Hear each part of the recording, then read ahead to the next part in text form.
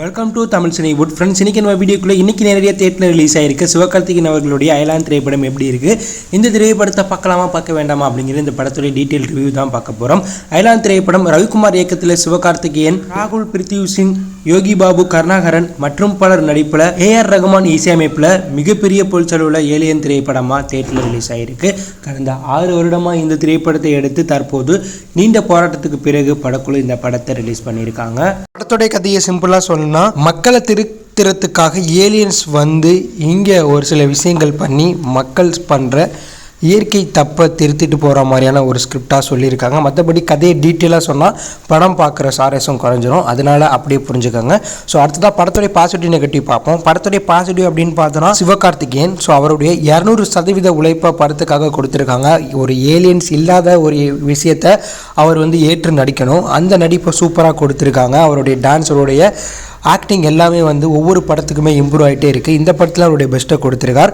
ரவிக்குமார் இன்று நேற்று நாளை திரைப்படத்துக்கு பிறகு அவர் மேலே வைத்திருந்த அந்த எதிர்பார்ப்பை பூர்த்தி பண்ணிட்டாருன்னே சொல்லணும்.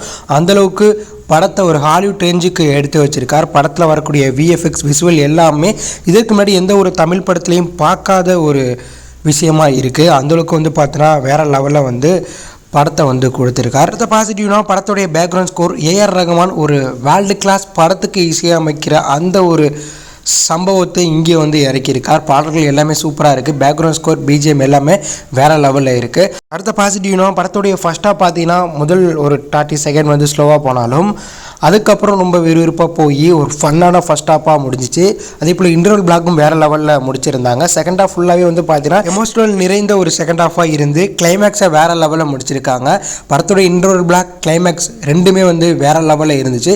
இதெல்லாம் இந்த படத்துடைய மிகப்பெரிய பாசிட்டிவ்னே சொல்லணும். ஸோ படத்துடைய நெகட்டிவ் அப்படின்னு பார்த்தோன்னா, ஸ்டோரி ரொம்பவே சிம்பிளாக இருந்தது தான். ஸோ ஸ்டோரியை இன்னும் கொஞ்சம் வேறு மாதிரி காட்டியிருந்தால் நல்லா இருந்திருக்கும். ஆனால் இந்த படத்துடைய ஸ்க்ரீன் ப்ளே கொஞ்சம் டிஃப்ரெண்ட்டாக இருக்கிறதுனால அது நமக்கு தெரியலை.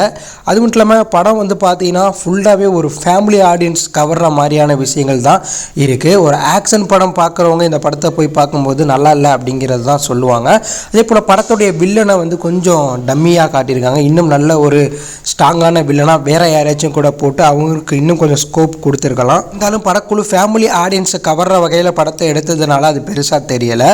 மொத்தத்தில் ஃபேமிலி ஆடியன்ஸ் கண்டிப்பாக ஒரு தடவை தேட்டரில் போய் குழந்தைகளோட பார்க்க வேண்டிய ஒரு படமாக அயலான் திரைப்படம் வெளியாயிருக்கு. இந்த படத்துக்கு நம்ம சேனல் ரேட்டிங் 5க்கு 3.5 தரலாம். நீங்கள் அயலான் படத்தை பார்த்தீங்களா, உங்களுக்கு இந்த படம் பிடிச்சிருக்கா, அப்படியே ஒரு கருத்தை கமெண்ட்டில் லீவ் பண்ணுங்கள். இந்த பிடிச்சிருந்தால் லைக் பண்ணுங்கள், ஷேர் பண்ணுங்கள், கமெண்ட் பண்ணுங்கள். தேங்க்யூ ஃபார் வாட்சிங்.